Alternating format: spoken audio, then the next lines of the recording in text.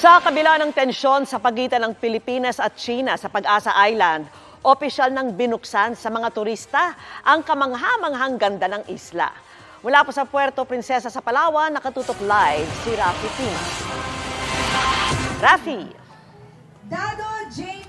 Vicky, matapos ng 6 na araw na familiarization tour kasama ang GMA7 ay formal nang inilunsad ngayong araw ang The Great Kalayaan Expedition, ang tour program ng Munisipalidad ng Kalayaan.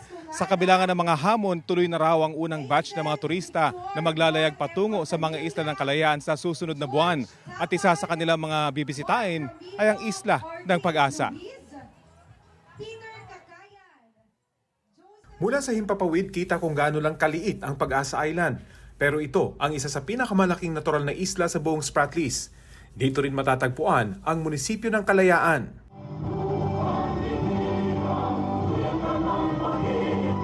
Ayon sa mga residente rito, ramdam nilang pag-awit sa lupang hinirang dahil napapaligiran sila ng Chinese militia, pinapatrola ng Chinese Coast Guard at 30 kilometro lang ang layo ng isla mula sa ginawang base militar ng China sa Subi Reef.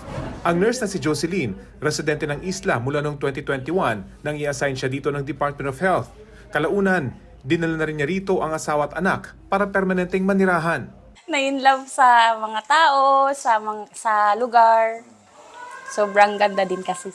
Maging ang kasama niyang midwife, nagdesisyon na rin dito manirahan. Sila ngayon ang nangangalaga sa kalusugan ng halos 300 permanenteng residente sa lugar at mahigit 200 nagtatrabaho sa iba't ibang construction projects sa isla. Ang asawa ni Nurse Jocelyn, nagustuhan na rin ang Pag-asa at umaasang mas marami pa ang makabisita sa isla.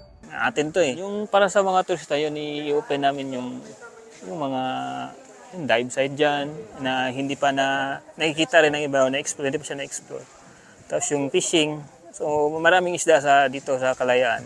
Ayon sa mga matagal nang nakatira sa isla, mas marami raw ang isda noong bago itayo ng China ang artipisyal na isla sa Subi Reef di kalayuan dito. Sa aking pagsisid sa isang bahagi ng bahura ng Pag-asa, kita pa rin naman ang yamang makikita sa isla. Pero kita rin ang epekto ng malalakas na hampas ng alon sa mga bahura, kaya wala ang mga makukulay na soft coral. Ito ang unang pagkakataon na makapag-dive ang mga recreational divers dito sa Pag-asa. At malaki ang potensyal ng lugar na ito para sa recreational diving. Oras na tuloy ng mabuksan ng Pag-asa Island sa mga turista. Bagamat nakatakda ng buksan ng isla sa mga turista, hindi nawawala ang tensyon sa lugar.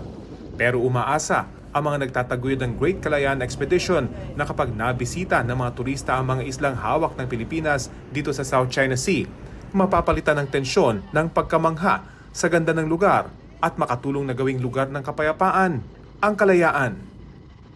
Also like to acknowledge someone. Dahil po sa Vicky, bukod nga sa pagbubukas ng tour sa Kalayaan Island, sa unang pagkakataon ay magkakaroon na rin sila ng pista, ang pista ng karagatang kanluran. Mahalaga umano ang simbolismo ng pagbubukas ng turismo sa mga isla sa South China Sea dahil posibleng simula na ito ng pagkilala sa Kalayaan Island bilang lugar ng pagkakaisa at ng kapayapaan. At yan ang latest mula dito sa Puerto Princesa. Vicky? Maraming salamat sa iyo, Rafi Tima.